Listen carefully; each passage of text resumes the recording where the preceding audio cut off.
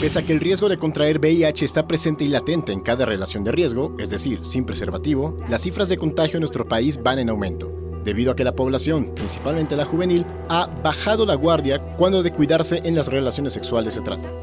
De cada 10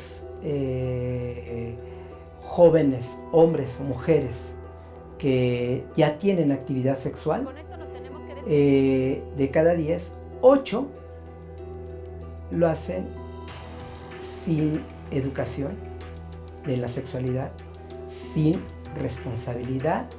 Según el Registro Nacional de Casos de SIDA del CENSIDA, de 2010 a 2019, la tasa de contagio se ha incrementado 284%.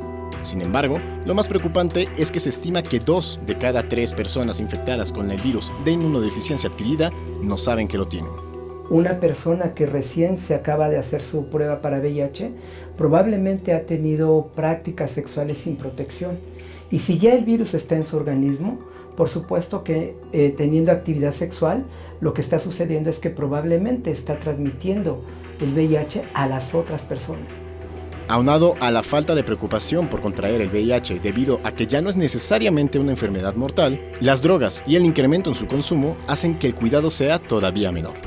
Como no tienes idea, el alcohol, el tabaco, la tacha, el crack, los poppers, de repente se están utilizando indiscriminadamente. Y obviamente, cuando estás atiborrado de estas sustancias tóxicas, a veces no sabes si tuviste relaciones sexuales o no. En este año ha bajado el número de detecciones, lo cual nos habla de la poca accesibilidad que se tiene en general para poder realizarnos una prueba rápida. Hoy, en pleno 2019, no deberíamos tener muertes por VIH, destaca Javier Martínez, y que todo debe radicar en informar de manera oportuna y romper los tabús, pues aunque ya se comienza a conocer sobre una vacuna preventiva, para hallar una cura aún nos falta camino por delante.